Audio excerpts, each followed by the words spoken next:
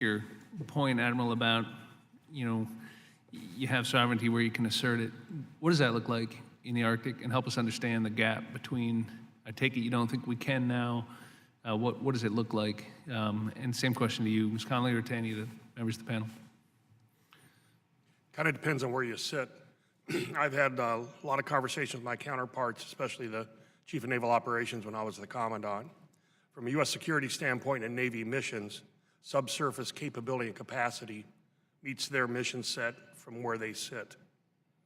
But as Admiral Ray was discussing, if you have an event in the Arctic and you don't have a platform there to operate from, command and control communications, beyond what the current infrastructure is up there, you're not going to get it there in time to be meaningful or impactful. Therefore, in my view, in terms of non-submarine missions not related to DOD, right now, I would say there is a lack of sovereignty in Alaska, and we need to be truthful about it. And with the same question to you, Ms. Connolly, but please be specific as well in terms of, I've read the recommendations from the report. Do those cover it? Are there other things that sovereignty looks like? Please give us your thoughts. Chairman, thank you so much. I mean, what we're talking about is a whole of government approach. And what's been sort of unfair is that we've placed this burden on the Coast Guard because they are the leading force that provides that law enforcement sovereign presence in the Arctic. But they're one important element of a wider array. We need a stronger diplomatic presence in all of the Arctic countries. We can put Russia aside for a moment because of the current challenges. This is exactly what Congressman Gallagher was saying about our presence in Greenland. We need a bigger science presence. Right now, China's opening up scientific observatory centers. We are a science power in the Arctic. We need to increase our sovereign presence. But on this security nexus, we need to think about increasing the forward operating locations, not simply Kodiak, but additional.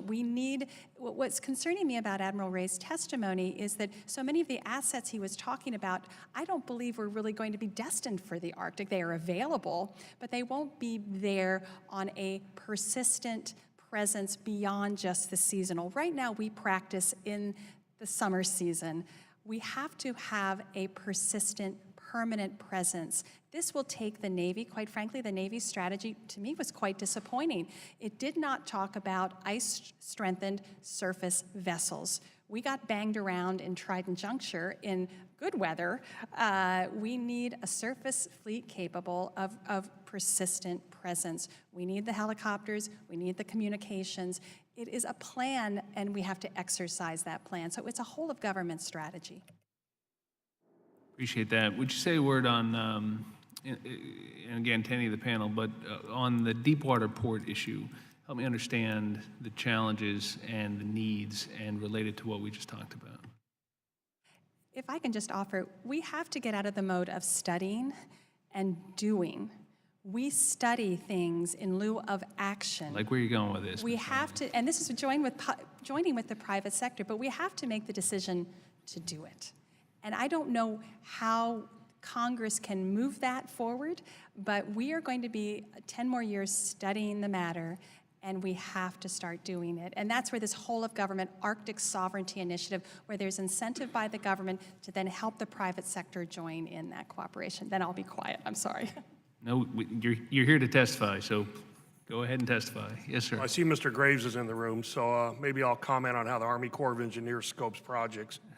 And maybe I'm practicing law without a license or out of my lane here. But their authorization language and their appropriation language stovepipes projects. I think what the Colonel was trying to say, given the authorization they had, the report is going to detail what they can do. And getting back to Heather's comments, we need to be thinking about what is a whole of government response and what are we going to need up there in the future. And the 22 feet at Nome and what they can actually do, whether it's extending the pier or dredging, is not going to get us to a point where we will have the flexibility to bring the draft vessels we need in to give us extended presence up there. Go ahead, sir. Thank you, Mr. Chairman. If you take a look at the Bering Strait, the Russians have got a beautiful port at Providenia just across the Bering Strait. We can't rely on that. We have a natural deep water port at Port Clarence, and we have a port at Nome that is already doing work. Port Clarence needs a road. Nome needs dredging. Together, you're talking about a system of ports which is about a $300 million problem.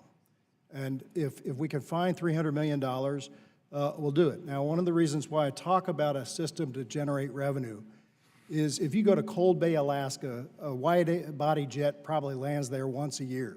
But we keep it plowed all year. We keep it ready because it's the one port of refuge for an aircraft going across the Pacific.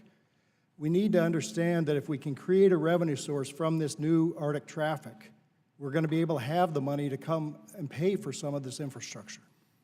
Thank you, sir. Mr. Gibbs. Yeah, thank you.